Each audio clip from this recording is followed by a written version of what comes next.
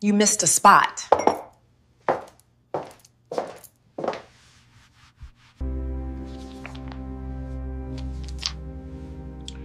112 million. The blind woman's hands were bleeding again, not from a cut, from cleaning. 3 years of scrubbing toilets and mopping floors with no gloves, no help, and no sight. Her fingers were cracked so deep you could see the pink underneath the brown. And she was on her knees, in a house worth more than she could ever imagine, wiping baseboards she couldn't even see. Behind her, a woman in a silk robe stood in the doorway, sipping coffee. "You missed a spot," the woman said. "Left side, near the door."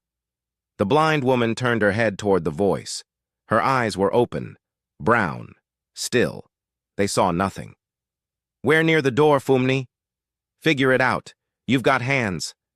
The blind woman crawled forward, feeling the baseboard with her raw fingertips, searching for the spot she missed, the spot she would never find, because there was no spot. And there never was. Fumni Kessi just liked to watch her crawl. But 300 miles away, in a glass office tower in uptown Charlotte, a doctor was opening a folder. And inside that folder was a will written by a dying man who knew exactly what his wife would do the moment he was gone. And that will was about to change everything.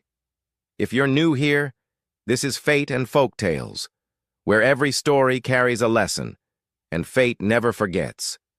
If you believe that the cruel always fall and the humble always rise, subscribe, hit that notification bell, and let's begin. Because this story right here, this one is going to leave you speechless. The doctor's hands were trembling, not because he was nervous. Dr. Osei Boki had delivered news that shattered families before. He had told wives their husbands were gone, and he had sat across from daughters and watched their worlds collapse in a single breath. But this was different. He looked down at the document in front of him. Then he looked up at the woman sitting across the table. She was smiling, legs crossed, nails freshly done, a diamond pendant resting against her collarbone like she had dressed for a celebration. Her name was Fumni Kessi, and she had no idea what was about to happen to her. "Before we begin," Dr. Boki said slowly, "I want to confirm, you are the current resident of 4412 Morningside Lane, the property registered under the late Kweku Kessi?" Fumni tilted her head and smiled like the question was beneath her. "Yes. I've been living there since my husband passed. 3 years now. Can we move this along? I have dinner plans." Dr. Boki nodded. He opened the folder. And the first line of the will changed everything. But to understand why this moment mattered, to understand why every word in that document hit like a sledgehammer, you have to go back. Back to the day Fumni Kessi first showed her true face. Back to the day the cruelty began, 4 years earlier. Charlotte, North Carolina. Kweku Kessi was the kind of man people trusted without knowing why. He wasn't loud, wasn't flashy. He drove a silver Toyota Camry with a dent on the rear bumper that he never bothered to fix. He wore button-down shirts with the sleeves rolled to his elbows and shoes that were always clean but never expensive. He worked as a civil engineer. Quiet desk, quiet office, quiet life. But Kweku had a secret. 22 years ago, before he moved to the United States, Kweku and his younger brother Yufi had started a small construction supply company in Takoradi. They pooled their savings, everything they had. Kweku handled the books. Yufi handled the people. They made a good team. When Kweku left for America, he kept his stake in the company. Yufi stayed and ran it. Over 2 decades, that small company grew into one of the largest construction material suppliers in West Africa. Kessi Brothers Supply Limited. Kweku never talked about it. Not to his co-workers, not to his neighbors, and certainly not to his wife, Fumni. He married Fumni 6 years ago. She was beautiful, sharp tongue, expensive taste. She liked nice things and made sure Kweku knew it. Every month she pushed for a bigger house, a newer car, a better neighborhood. Kweku would smile and say, "We have enough, Fumni." She hated that answer.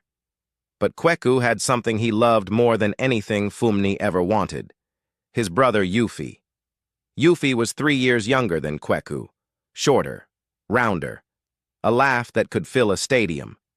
He had married a woman named Araba, quiet, gentle, with a smile that could calm a storm. And Araba was blind. She had lost her sight at 23.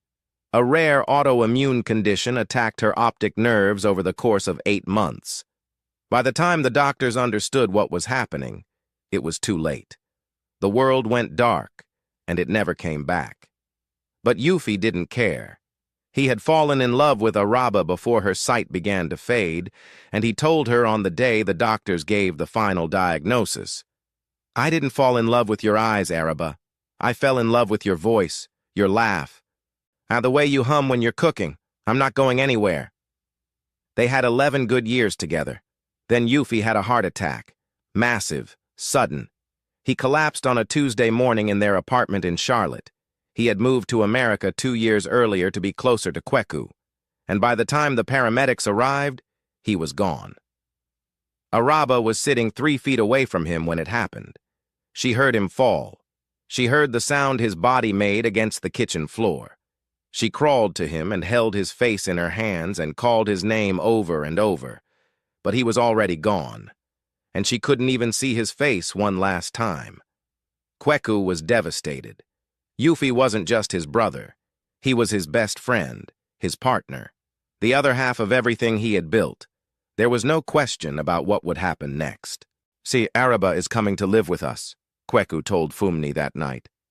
Fumni's jaw tightened. "For how long?" "For as long as she needs." "Kweku, I didn't sign up to take care of—" "She's family, Fumni. She just lost her husband.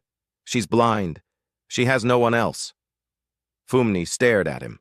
Her eyes were cold, calculating, but she saw the look on Kweku's face and knew this wasn't a negotiation. "Fine," she said, "but she stays out of my way." Araba moved in the following week, and for a while things were okay. Not warm, not loving, but okay. Kweku made sure Araba had a proper bedroom. He installed handrails in the hallway. He labeled the kitchen cabinets in Braille. He drove her to her doctor's appointments every month. Fumni ignored Araba like she was furniture. She didn't speak to her at meals, didn't acknowledge her in the living room. I walked past her like she was a shadow. Araba never complained. She stayed quiet, kept to herself, cooked her own meals when Fumni made it clear she wasn't welcome at the dinner table. And then, 14 months after Araba moved in, Kweku got sick. Liver cancer. Aggressive. By the time they caught it, the tumor had already spread. The doctors gave him 5 months. He lasted 4. In those 4 months, Kweku did something no one expected. He rewrote his will. He met with his lawyer, a man named Ajoa Sarpong, 4 times. Long meetings, detailed conversations, every clause deliberate, every condition precise. "You're sure about all of this?" Ajoa asked during the final meeting. Kweku nodded. His face was gaunt. His eyes were sunken, but his voice was steady. "I know my wife, Ajoa. I've watched her for 6 years, and I know exactly what she'll do the moment I'm gone. So I'm building something she can't outrun." On his last night alive, Kweku called Dr. Osei Boki. They had been friends since college. Both studied at UNC Charlotte before their careers split. "Osei," Kweku whispered. His voice was barely there. "If anything happens to Araba, if Fumni breaks her promise, you'll know what to do. The lawyer has everything, but you decide when." "I'll protect her," Osei said. "I swear. Don't act too soon. Let the truth show itself. The will is designed for patience." 3 days later, Kweku Kesi was gone, and Fumni finally had the house to herself. Almost. She was about to make a decision that would cost her everything. She just didn't know it yet. The first thing Fumni did after the funeral was redecorate. New curtains, new throw pillows, a 65-inch television mounted above the fireplace. She spent money like she was trying to outrun her grief, except she wasn't grieving. The second thing she did was move Araba.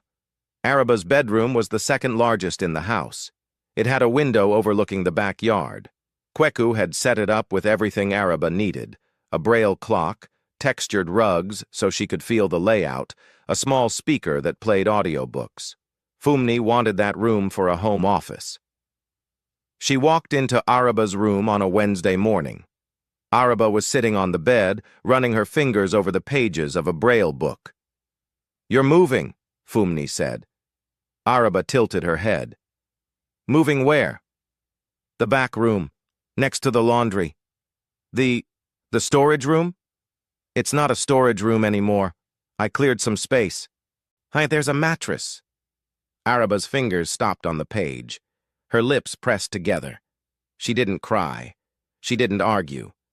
She had learned in the 2 weeks since Kweku's death that arguing with Fumni was like arguing with a wall, except the wall didn't enjoy it. "Kweku set this room up for me," Araba said quietly. "He installed the handrails. Kweku is dead."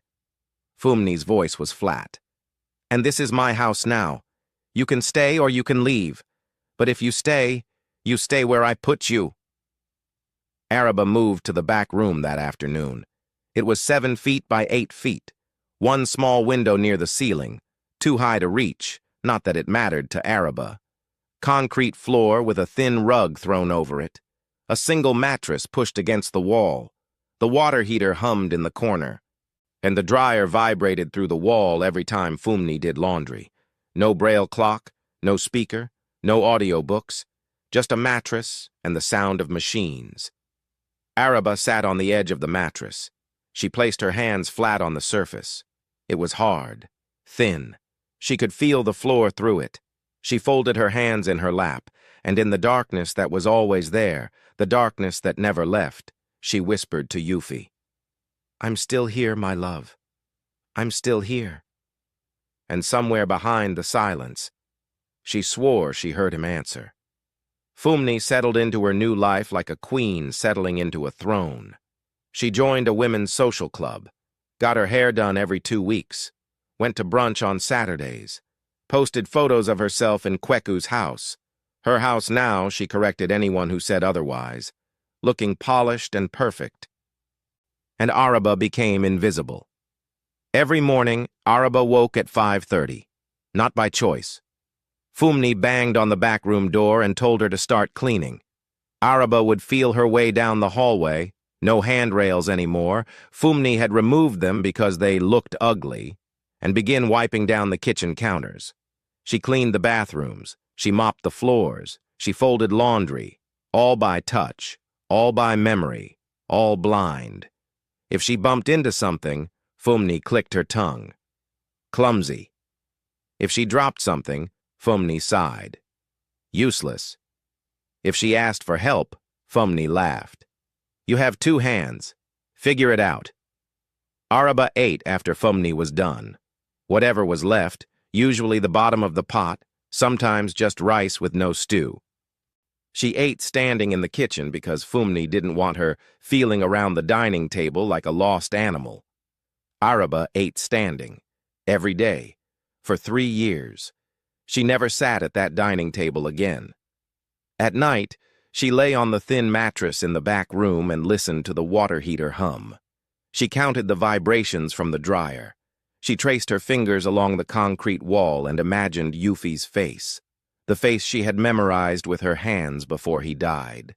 The shape of his jaw, the curve of his ears, the way his cheeks lifted when he smiled.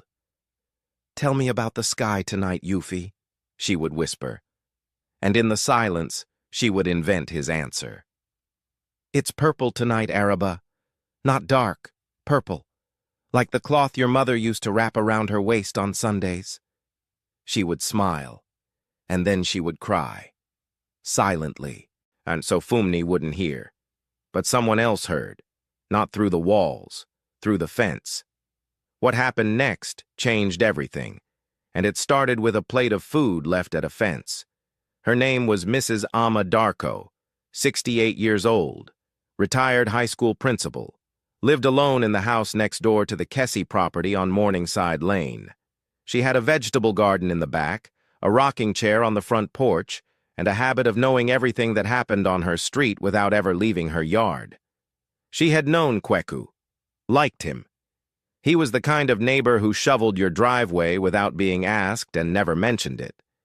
She had met Araba a few times before Kweku died. Sweet woman. Quiet. Araba used to sit in the backyard on warm evenings, face tilted toward the sun, humming softly. After Kweku died, Mrs. Andarko noticed the humming stopped. Then she noticed something else. One morning, early, still dark outside, she heard the back door of the Kessie house open. She looked out her kitchen window. Araba was outside, dragging a trash bag down the driveway, barefoot, feeling her way along the wall of the house. No cane. Fumni had taken it 3 months in, said it scratched the floors. Araba stumbled on the curb, fell. The trash bag split open. She sat on the cold ground and tried to gather the garbage with her hands. No one came to help her. Mrs. Darko put down her coffee and walked outside. "Child," she said softly, "let me help you." Araba flinched. She turned toward the voice but didn't look at anything. Her eyes were open, brown and still, but they saw nothing. "I'm fine, ma'am. I'm sorry for the noise." "Don't apologize. Where is your cane?" Araba hesitated. "I don't have one right now." Mrs. Darko knelt beside her. She took Araba's hands gently. They were rough, cracked, the hands of a woman who had been cleaning without gloves for years.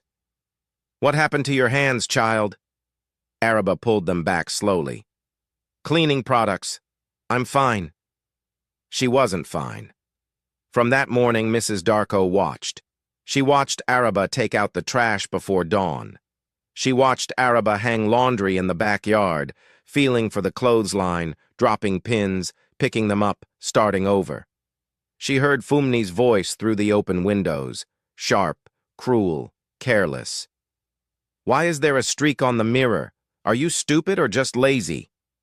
"I can't see the mirror, Fumni." "Then wipe it again until I say it's clean." Mrs. Darko's hands shook, not from age, from fury. She started leaving things at the back fence for Araba. A plate of food covered in foil, a pair of gloves, a small radio with an earpiece so Araba could listen to music without Fumni knowing. One afternoon, Araba found the plate at the fence. She felt the foil, peeled it back. The smell of jollof rice and fried plantain hit her and she stopped breathing. She hadn't had a full meal in weeks.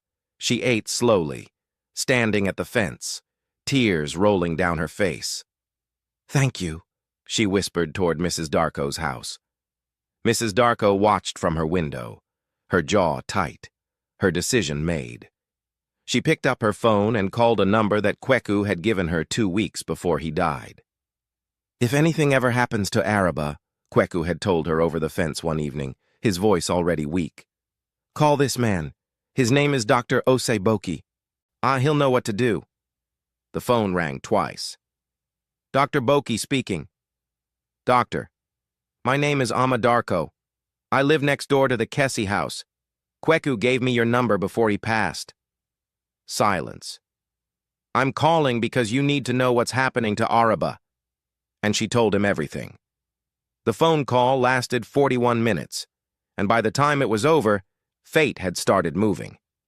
Dr. Oseboki hung up the phone and sat in his office for 11 minutes without moving. He stared at the framed photo on his desk, 2 young men at a graduation ceremony. Kweku on the left, Ose on the right, both grinning, both 22, both believing the world was theirs. Now Kweku was dead, and the woman he had married was treating his blind sister-in-law like an animal. Ose picked up the phone again and called the lawyer. "Ajoa, it's Ose. I've been waiting for this call," Ajoa Sarpong said quietly. "How bad is it?" "She took her cane. She moved her to a storage room. She has her cleaning the house every day. Blind, no assistance, no protection. She feeds her scraps. She hasn't had a medical checkup in 3 years. Ajoa exhaled. Then the conditions are met. Walk me through it. Kweku's will has 3 tiers. Tier 1 is the standard distribution. If Fumni treated Araba with dignity, she would receive the house and a monthly allowance from the trust. Tier 2 activates if Araba was neglected. It redistributes everything. Tier 3? Ajoa paused. Tier 3 is what Kweku called the mirror. The mirror? If Araba was actively mistreated, abused, confined, stripped of her dignity, then everything reverses. The house, the trust, and the shares in Kessi Brothers Supply. Everything transfers to Araba, and Fumni gets nothing, not 1 cent. She also faces a formal audit of every dollar she spent from Kweku's accounts during the period of abuse. Osei closed his eyes. How much is the estate worth? Kweku's 48% stake in Kessi Brothers Supply alone is valued at $71 million. Add the real estate, the trust, and the liquid assets. The total estate is approximately $112 million. The number sat in the room like a living thing. Fumni has no idea, Osei said. No, Kweku made sure of that. He never told her about the company. She thinks she inherited a house and a modest savings account. Send the letters. Schedule the reading. I'll bring Araba myself. 3 days later, the Fumni Kessi received a certified letter from the law office of Sarpong and Associates. She read it at the kitchen counter while Araba mopped the floor behind her. The letter requested her presence at a formal reading of the last will and testament of Kweku Kessi. Fumni frowned. I thought the will was already settled. She read the next line. This reading concerns previously undisclosed assets not included in the initial probate. Fumni's eyes widened. Previously undisclosed assets. She looked at the letter again. Then she smiled. Slow, wide, hungry. More money, she whispered. Behind her, Araba kept mopping. Head down, hands raw, silent. She had no idea what was coming either. But fate did. And fate was already in the room. And the conference room was on the 11th floor of a glass tower on South Tryon Street in uptown Charlotte. Polished concrete floors, a long walnut table, 8 chairs, floor-to-ceiling windows showing the city skyline under a gray afternoon sky. Fumni arrived first. She wore a fitted burgundy dress, gold earrings, gold bracelet, heels that clicked on the concrete floor like a countdown. She sat at the center of the table, not the head, the center, because she wanted to be seen from every angle. Araba sat at the far end. She wore a plain navy dress, the only decent thing Fumni had allowed her to keep. No jewelry, no makeup. Her hands were folded in her lap. Her fingers were rough and cracked. Her nails were short and uneven. A thin white scar ran across her left wrist from a fall in the kitchen 6 months ago that no one treated. She didn't have a cane. She had felt her way into the building holding Dr. Boki's arm. Mrs. Darko sat across from Araba. She had been invited as a community witness, a provision Kweku had written into the will. Ajoa Sarpong, the lawyer, sat at the far end with a thick folder and a calm expression that betrayed nothing. Dr. Osei Boki stood at the head of the table. Thank you all for being here, he began. Fumni drummed her nails on the walnut surface. Let's make this quick. What assets are we talking about? Osei looked at her. He didn't blink. Before I read the will, I want to share some context about Kweku's financial life that was not publicly known. Fumni waved her hand. Fine. Go ahead. Kweku Kessi and his brother Yufi co-founded a company 22 years ago called Kessi Brothers Supply Limited. What started as a small operation became one of the largest construction material suppliers in West Africa. Kweku held a 48% stake in that company. Fumni's hand stopped drumming. As of last quarter, Kessi Brothers Supply is valued at approximately $148 million. Kweku's 48% stake is worth roughly $71 million. The room went still. Fumni's lips parted. Her eyes went glassy. Her chest rose and fell faster. In addition to his stake in the company, Kweku held real estate assets, a family trust, and liquid investments. The total value of his estate, previously undisclosed, is approximately $112 million. Fumni grabbed the edge of the table with both hands. $112 million. She had been living in his house for 3 years thinking she inherited a modest savings account and a paid-off mortgage. She had complained about money, cut corners, resented Araba for being an extra mouth to feed, and the whole time she was sitting on $112 million. Her eyes darted to Araba, the blind woman sitting quietly at the end of the table, the woman she had shoved into a back room, the woman whose cane she had taken, the woman she had fed scraps and called useless. Araba was Yufi's wife. Yufi co-founded the company. That meant Fumni's brain was racing, but she forced herself to stay calm.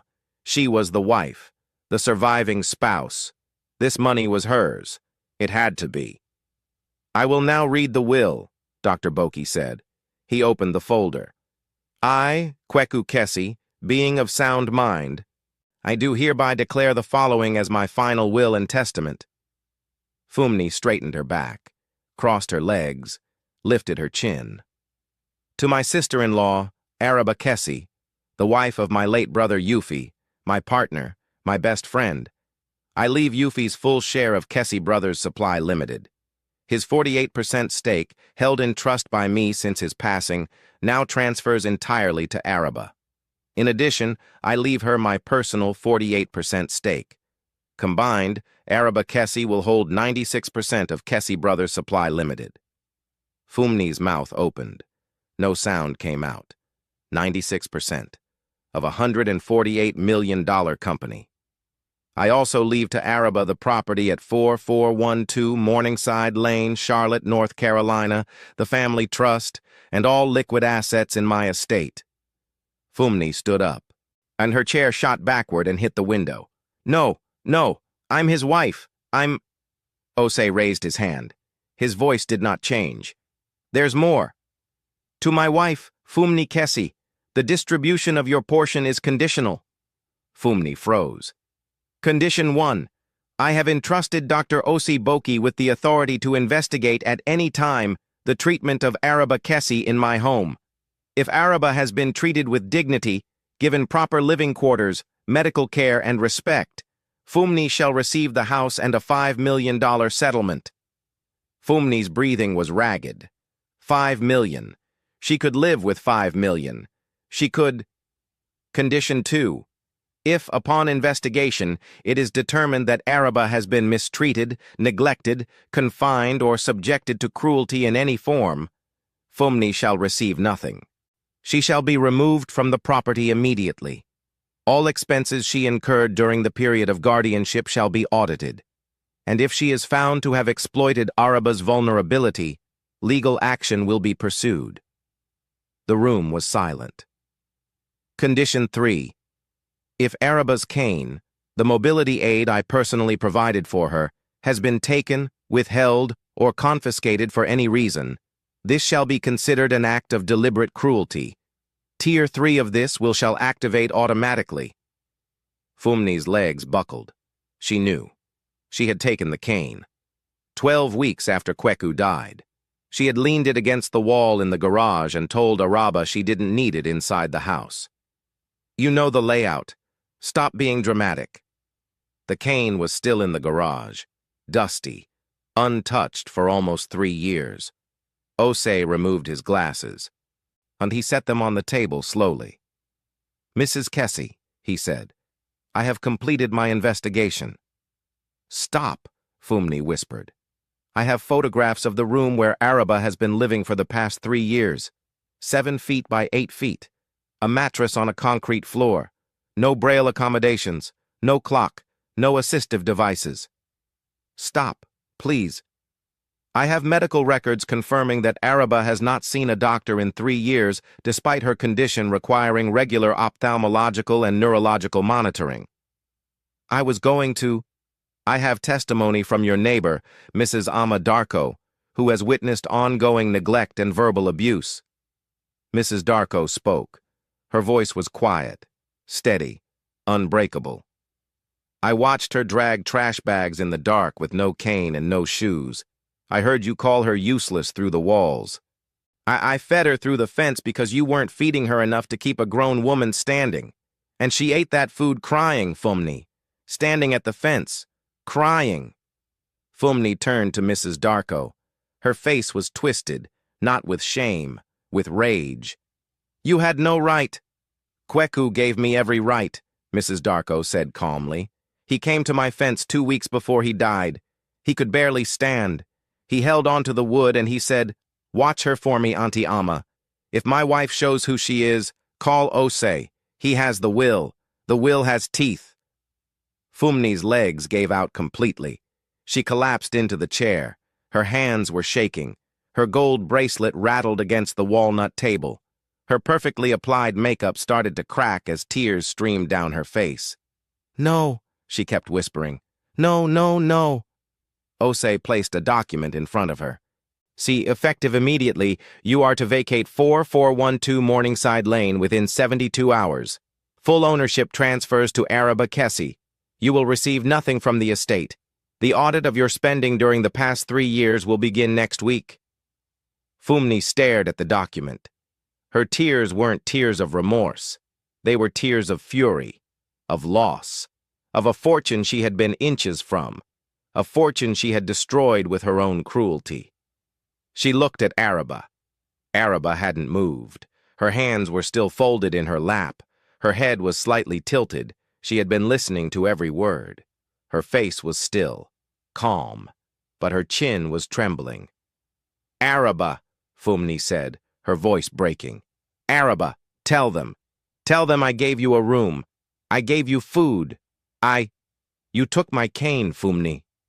Araba's voice was quiet, but it filled the room. "You moved me to a room next to the washing machine. You made me clean your house every day, your mirrors, your floors, your toilets, and I couldn't see any of them. You took the handrails Kweku built for me. You took the braille clock he bought me. You took the speaker that played my audiobooks." Her voice wavered but didn't break. "Yuffie used to describe the world to me. He told me the sky looked like purple cloth. He told me flowers smelled the way music sounds. He made me feel like I wasn't missing anything." A tear rolled down her cheek. "You made me feel like I was nothing." The room was completely silent. Araba's hands unfolded slowly. She placed them flat on the table, her rough, cracked, scarred hands, and she said one more thing. "But I'm still here." No one spoke. Osei walked around the table, and he knelt beside Araba's chair. He took her hands gently in his. "Araba," he said, "Kweku asked me to protect you. I'm sorry it took this long." Araba's lip trembled. A fresh tear fell. "He told me once, if I ever felt alone, to remember that someone was keeping a promise." She paused. "Was it you?" Osei's eyes filled. He squeezed her hands. "It was always me." 6 months later, Araba sat on the front porch of 4412 Morningside Lane. Her porch now.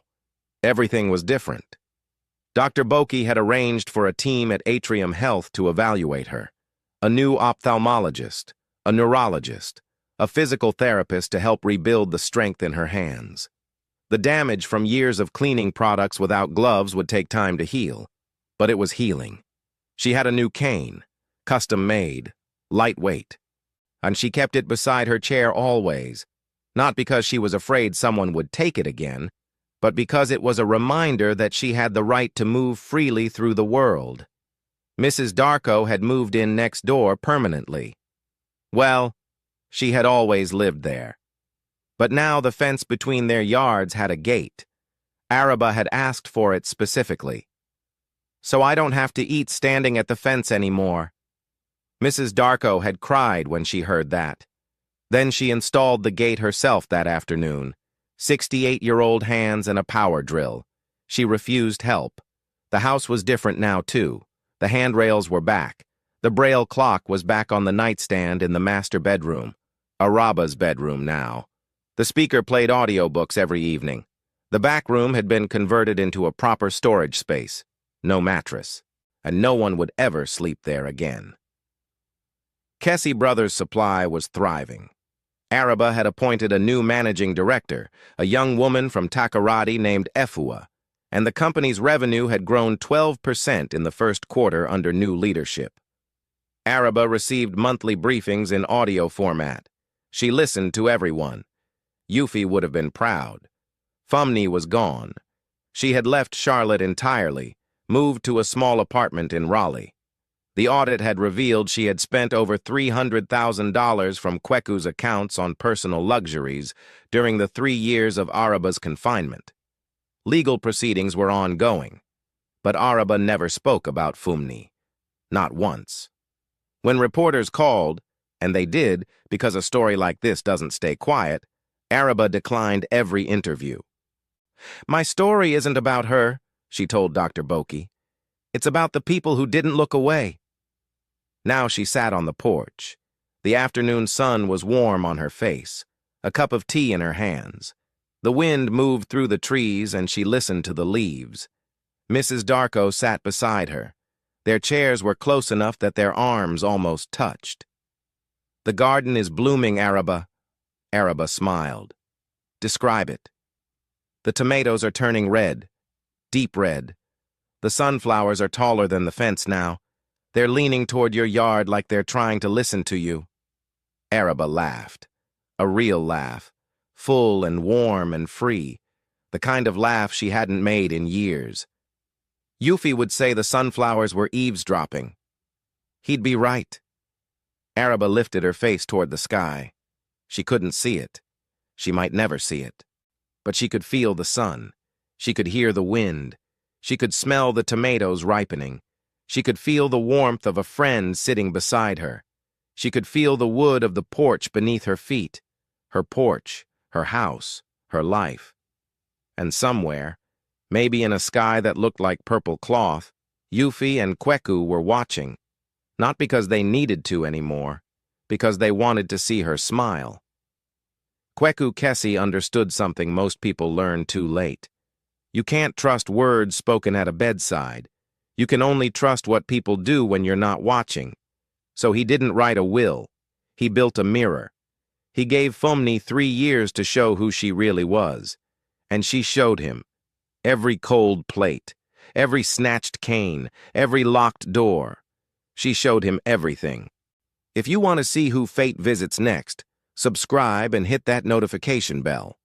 Because in these stories, the people who hide cruelty behind closed doors always forget one thing. Fate has a key to every room.